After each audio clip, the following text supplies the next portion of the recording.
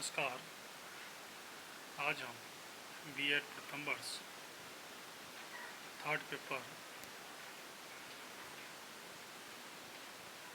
Learning and teaching अधिगम और शिक्षण के अंतर्गत रुचि का अध्ययन करेंगे। रुचि का अर्थ मीनिंग ऑफ इंटरेस्ट। किसी व्यवसाय में सफलता केवल उसमें अभिवृत्ति, एप्टीट्यूड अथवा अभियोग्यता, एप्टीट्यूड रखने से ही नहीं मिल सकती जब तक कि उसमें रुचि ना हो। किसी विद्यार्थी में बुद्धि, मानसिक योग्यता और अभिवृत्ति कितनी ही क्यों ना हो, रुचि के अभाव में सब व्यर्थ है। साधारण अर्थों में किसी वस्तु, व्यक्ति अथवा कार्य में ध्यान देने, उसके प्रति आकर्षित होने, उसके पसंद करने और उसमें संतोष लाभ करने की प्रवृत्ति को रुचि कहते हैं। इस प्रकार रुचि व्यक्ति की वह आंतरिक शक्ति है जो उसे किसी व्यक्ति, पदार्थ अथवा क्रिया की ओर आकर्षित होने की प्रेरणा प्रदान करती है। व्यक्ति रुचि की विशिष्ट प्रवृत्ति के कारण ही उस विशेष की ओर ध्यान देता है। बाजार में घूमते हुए हमारा ध्यान सीधा उसी दुकान पर पहुंचता है जिसमें हमें रुचि होती है। कॉलेज में विभिन्न प्रकार की क्रियाएं होते हुए भी एक खिलाड़ी का रुख मैदान की तरफ ही होता है। अवधान के लिए किसी प्रकार का प्रयास करना नहीं पड़ता, ध्यान स्वतः ही चला जाता है।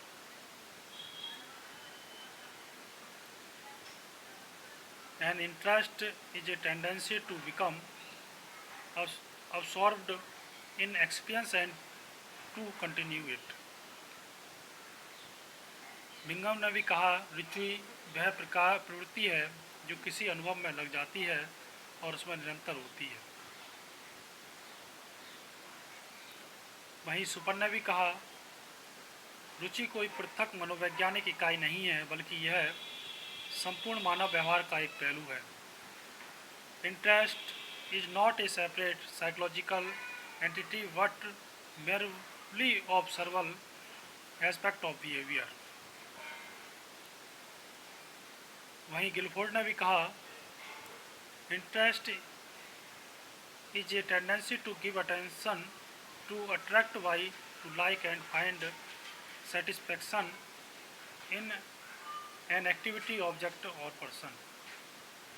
किसी वस्तु, व्यक्ति या प्रक्रिया से आकर्षित होने और उसे पसंद करने, उससे संबंधित संतुष्टि पाने और ध्यान करने वाली प्रवृत्ति को रुचि कहते हैं। रुचि का तात्पर्य उस मानसिक अवस्था से है जिसके कारण हम किसी वस्तु अथवा विचार को पसंद या नापसंद करते हैं। जिन कार्यों में व्यक्ति की रुचि होती है, उन कार्यों को करके व्यक्ति आत्मसंतोष प्राप्त करता है, और जिन कार्यों में व्यक्ति की रुचि नहीं होती, वह ऐसे कार्यों को नहीं करता। यहाँ यह बात स्मरणीय है कि रुचि का अभिवृत्ति, एटीट्यूड और अभिक्षमता, एप्टीट्यूड से घनिष्ठ संबंध है। रुचि का स्वरूप, नेचर ऑफ इंटरेस्ट।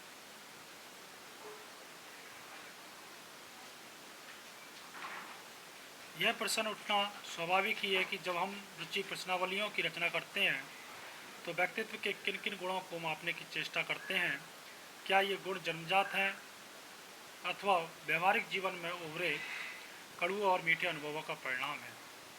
इन प्रश्नों का उत्तर बहुत सहज रूप में दिया जाना संभव नहीं है।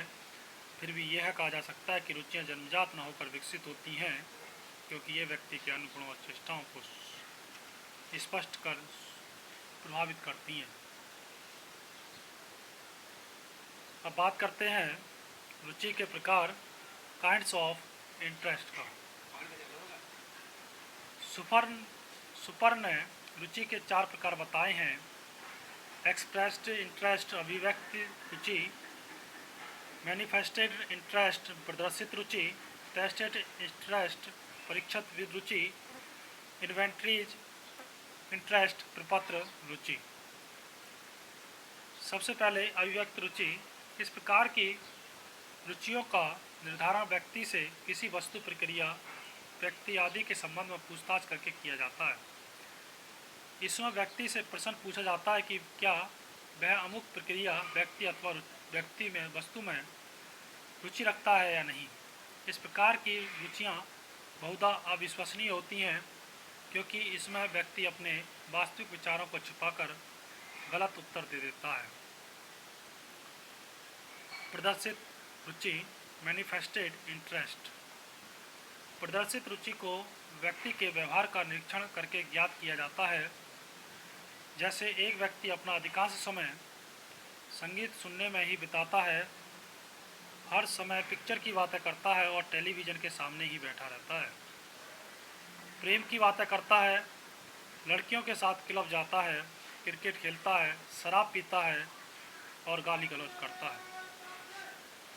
तो उसकी इन क्रियाओं के निरीक्षण द्वारा उसकी वास्तविक रुचियों के बारे में अंदाजा लगाया जा सकता है। ये रुचियाँ अभिव्यक्त रुचियों की अपेक्षा अधिक विश्वसनीय मानी जाती हैं, लेकिन हो सकता है ये रुचियाँ वास्तविक ना हो, क्योंकि इन रुचियों के प्रेरक भिन्न हो सकते हैं। परीक्षित रुचि, टेस्टेड इंटरेस्ट। इस प्रकार की रुचि की जानकारी परीक्षार्थी के किसी उपलब्धि परीक्षण, अचीवमेंट टेस्ट पर प्राप्त अंकों के आधार पर की जाती है। इसके पीछे यह मान्यता रहती है कि यदि किसी व्यक्ति की किसी विषय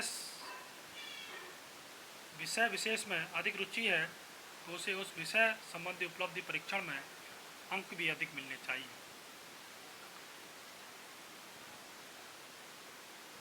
जैसे मान लीजिए आसान ने गणित में 90% अंक प्राप्त किए हैं और अंग्रेजी में 40%, तो उसकी गणित में अधिक रुचि है और अंग्रेजी में बहुत कम। लेकिन चूंकि उपलब्धि परीक्षण स्वयं अपने आप में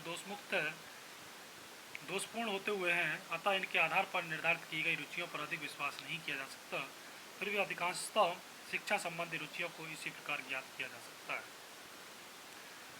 अंतिम और लास्ट, प्रपत्र रुचि, इन्वेंटरीज, इंटरेस्ट। इस प्रकार की रुचि को मानकीकृत रुचि प्रपत्रों, इंटरेस्ट, इन्वेंटरीज और रुचि परीक्षणों के द्वारा ज्ञात किया जा सकता है। रुचि की निश्चित श्रेणी का निर्धारण परीक्षण में प्रस्तुत मानकों के आधार पर किया जाता है। इन परीक्षणों में व्यक्ति को विशाल क्रियाओं के समूह में कुछ का चयन करना होता है, जिसके माध्यम से ही उसकी रुचियों को समझने का प्रयास किया जाता है।